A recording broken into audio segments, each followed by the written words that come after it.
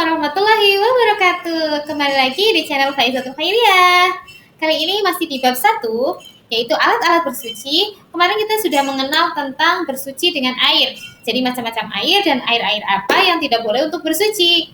Kali ini kita akan belajar tentang benda-benda bersuci selain air. Jadi bisa digunakan untuk di musim kemarau, ketika curah hujan kurang dan mata air juga berkurang. Apa aja ya kira-kira? Yuk kita belajar.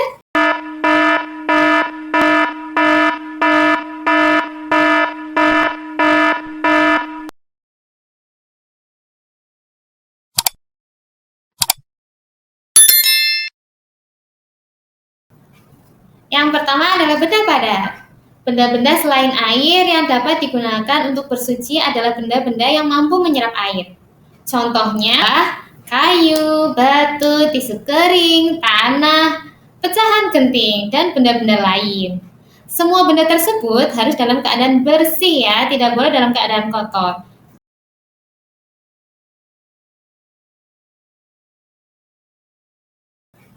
Bersuci dengan batu agar hasilnya bersih dan sekaligus mensucikan, maka harus dipenuhi syarat-syaratnya. Yang pertama adalah menggunakan 3 buah batu. Jika tidak menemukan 3 buah batu, diperbolehkan menggunakan 1 batu yang memiliki 3 sisi. Kebersihan menjadi alat ukur penggunaan 3 atau 1 batu dengan 3 sisi tersebut. Oleh karena itu, selama kotoran masih menempel, wajib membersihkannya kembali. Walaupun sudah 4, 5, 6, dan seterusnya. Pokoknya hingga bersih tanpa tersisa. Lalu yang kedua adalah batu yang digunakan dapat membersihkan. Batu yang dipakai tidak terlalu datar atau runcing, sehingga benar-benar dapat membersihkan kotoran di sekitar tempat keluarnya. Lalu yang ketiga adalah belum mengering. Buang air kecil maupun air besar yang hendak disucikan harus dalam keadaan belum mengering, sehingga sisa-sisa yang melekat benar-benar dapat dibersihkan dengan baik. Lalu yang keempat adalah belum berpindah atau bergeser. Kotoran masih menempel di tempatnya semula, dan jika telah bergeser akibat digaruk, disentuh, tanpa sengaja atau sebab lain, maka tidak boleh menggunakan batu untuk bersuci. Contohnya ketika kita diare ya, biasanya tempatnya meluas, ya nggak sih? Lalu syarat yang selanjutnya adalah tidak bercampur. Kotoran yang melekat tidak bercampur dengan kotoran lain, seperti buang air besar yang terkena cipratan buang air kecil.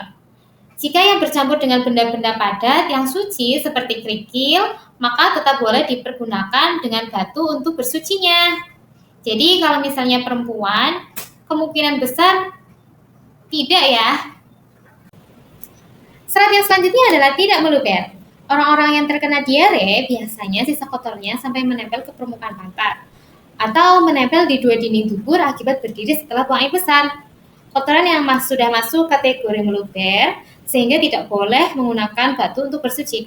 Begitu juga dengan buang air kecil. Tidak boleh kalau meluber menggunakan batu lagi ya. Apalagi perempuan.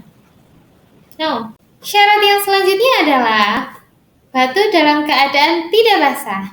Batu yang digunakan tidak boleh basah, walaupun terkena air, air embun, air es yang mencair ketika hendak digunakan, meskipun air yang membasahinya berupa air suci mensucikan, tetapi tidak boleh untuk bersuci ya. Jadi kalau misalnya kalian punya batu yang masih basah atau masih kotor, hendaknya dibersihkan dulu baru dikeringkan ya. Dan setelah itu boleh digunakan. Oke?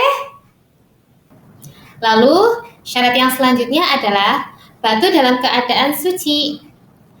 Tidak boleh batu yang terkena najis atau tertempel dengan najis digunakan untuk bersuci atau mensucikan. Penggunaan batu yang najis akan membuat anggota tubuh yang tertempel oleh najis semakin najis keadaannya. Jadi, carilah batu atau siapkan batu yang sudah dibersihkan dan sudah dikeringkan untuk bersuci ya.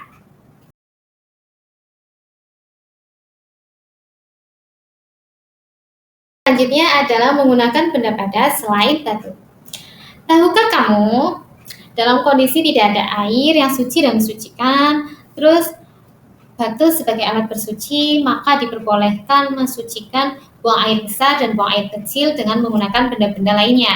Dengan tujuan mewujudkan kemaslahatan, hukum fikih memperbolehkan menggunakan analogi atau kias yang menghasilkan kesimpulan ada tidaknya pengganti batu sebagai alat bersuci. Yuk kita ikuti tahapan-tahapan berikut yang Ibu sudah buatkan tabel agar lebih dipermudah oleh kalian.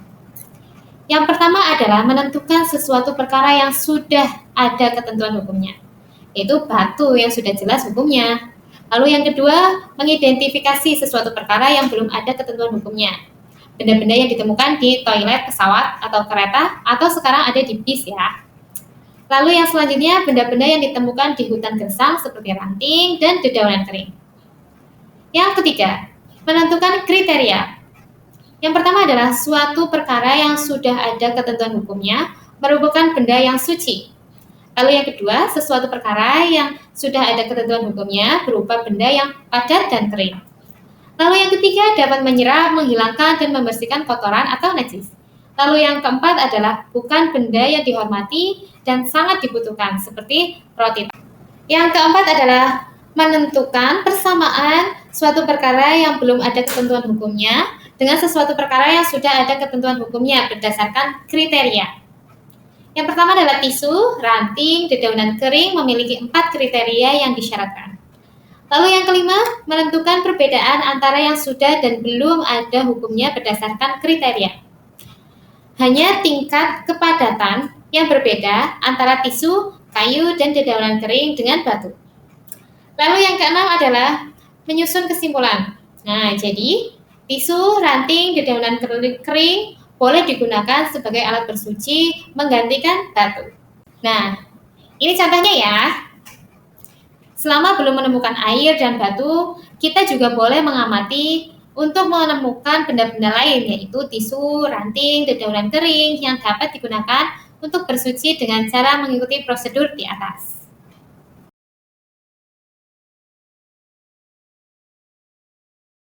Oke, mari belajar menganalogi. Jadi, di mari belajar beranalogi atau menganalogikan suatu perkara. Di sini kalian sudah Ibu berikan soal atau bacaan. Silakan kalian analogikan dan tulis di kolom komentar atau di buku kalian. Nanti bisa diperiksa oleh Ibu Guru. Selamat mengerjakan ya. Alhamdulillah, kita telah selesai belajar tentang benda-benda bersuci selain air. Gimana? Ada yang ditanyakan? Kalau ada, silakan komen di bawah ya.